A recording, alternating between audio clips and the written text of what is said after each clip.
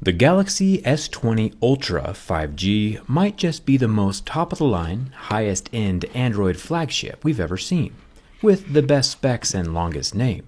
Is it worth the $1,400 though? We probably already know the answer, but let's chat as to why. Inside the box we get the USB-C to USB-C charger, some USB-C corded headphones, and a clear protective case. Gotta love free protection. Let's get started.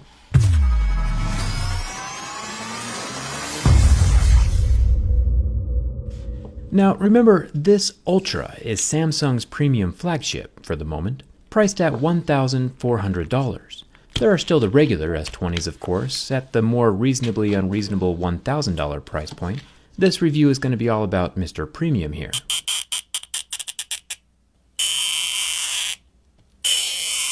Samsung seems to be really liking the soft screens these days. Luckily, when I peel off this screen protector, the display underneath doesn't die, like we saw on the Galaxy Z Flip. Let's see if Samsung remembers how real glass is supposed to act. We'll take a look at the large camera bump in just a second. I've personally been using a Samsung phone for the past 4 years or so as my daily device, so I am a pretty big fan of the phones that Samsung makes. Usually. As long as the advertising is pretty close to what gets delivered, and we aren't robbed at the checkout, I'm pretty easy to please. With the S20 Ultra, we start seeing scratches at a level 6, with deeper grooves at a level 7. It's nice to see glass again. This phone will be able to handle everyday objects and fingernails without getting scratched or dinged up. My razor blade does no damage to the top 40 megapixel selfie camera. The earpiece is up here as well, in its super thin slit. There's no speaker grill to scratch or get damaged. I'm a fan of this flatter screen design as well. If the phone ever gets dropped, the frame is going to be what gets hit instead of the glass, which is good, because glass is glass and glass breaks. Metal, however, might scratch but won't shatter. The power button and volume button are made from metal and can still be removed. I don't recommend stealing other people's phone buttons, but if being a terrible human is your thing, the option is available. There are no buttons on the left side of the device, nor on the top, but there is a SIM and SD card tray. Thumbs up to Samsung for keeping the expandable memory alive. This guy can hold an additional 1 terabyte of storage with a normal micro SD card. This slot helps future-proof the phone, which is pretty important considering that $1,400 starting price point, and how long you're going to have to keep using it to pay it off. The bottom of the phone has a little clear plastic protector to keep it from rubbing inside the box. The bottom stereo speaker and USB-C port are down here as well. There is no headphone jack. Let's take a look for a second at the main selling point of this S20 Ultra, and that's the camera. This boy is thick. For people outside the United States, the rise is about 2.4 millimeters tall. For people inside the United States, it's a bit thicker than a quarter, yet also still pokes out above a toothpick. The hump is a decent-sized fraction of a fruit snack, and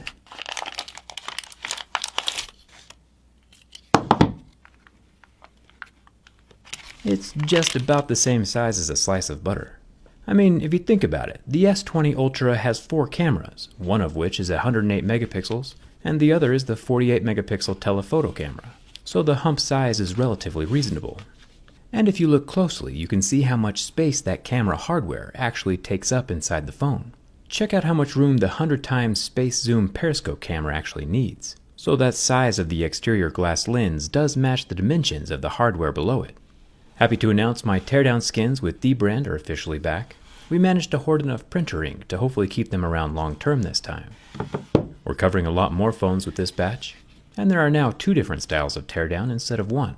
You can see what they both look like on this grip case. The original version on the right looks like it still has the shiny glass layer on the back, or we have the new Ultra Matte version, which looks like you're just holding the bare circuit boards. Personally, I kinda like the glossy version.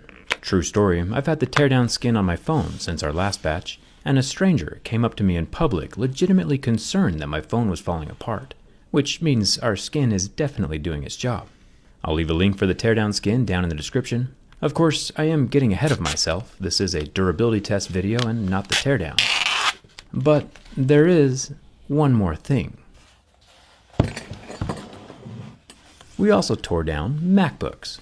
Starbucks won't know what hit them. You can see the dual fans with the batteries, and my favorite part, even the trackpad has its own see-through teardown protection. You can see the copper windings for the Taptic motor underneath. There's a good chance we have a skin for your phone in your hand right now, and we'll be adding more devices as the time goes on. Link is down in the description. You're not going to want to miss this one. Now, don't get me wrong, the Ultra is a cool phone, top of the line and all that jazz, but it's not really doing anything that we haven't already seen before. We saw the 108 megapixel camera already in the $500 Mi Note 10, and that periscope zoom camera we saw inside the P30 Pro, which also currently costs around $600. Both of those phones with similar features are less than half the price of this Ultra phone. Samsung has also taken their S20 series and made 5G mandatory this time around, and they charge a premium for it. 5G coverage still isn't even a thing yet for half of the United States, and the millimeter wave, the super high-speed portion of 5G, is currently covering basically nobody.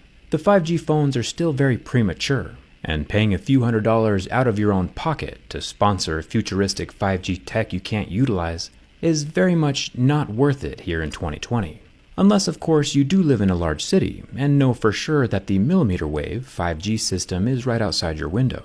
Basically, the $1,400 Galaxy S20 Ultra is made up of components that we can find in other phones that cost half the price, and includes a 5G system that most people can never use. Sometimes verbal burns hurt the most. The 1440p AMOLED display lasted about 30 seconds under the heat from my lighter, and did eventually recover. The screen is also capable of a 120Hz refresh rate at 1080p. We first saw this tech on the ROG Phone 2 that's currently selling for $500 to $600 on eBay. Just another reason why this phone shouldn't be costing $1,400. The S20 Ultra is using the under-screen ultrasonic fingerprint scanner we saw debuted last year on the S10. I'll set my fingerprint first before adding some level 7 deeper grooves to the screen. And even with this additional artwork, my phone was able to sense and read my fingerprint every single time. The ultrasonic fingerprint scanners are safe from scratches. I tried bumping up my exposure so we could get a look at the transparent pixels that surround the rectangular fingerprint scanner inside of the phone, but it looks like we'll just have to wait until the next video to see how big it is. The rectangle is still currently invisible. Samsung hit it well. Finally, it's time for the bin test. Honestly, with how rock hard and rigid Samsung phones usually are, I was surprised that this thick phone had a little bit of give to it. It's the subtlest of sways, of course, probably due to the length of the phone and its 6.9-inch screen. The S20 Ultra does survive my durability test, however. No cracks, kinks, or permanent damage anywhere. All I'm saying is, if I had $1,400 in my pocket, first of all, I wouldn't spend it on a cell phone, but if for whatever reason I had to, it would not be this one. The S20 Ultra is a Frankenstein conglomerate of parts found in many other much cheaper phones, and it doesn't bring anything new to the table. If I wanted a top-of-the-line phone that screamed 2020, I would get the Galaxy Z Flip. Even with its fragile screen, its futuristic design and form factor warrant the $1,400 price point, way better than this S20 Ultra does.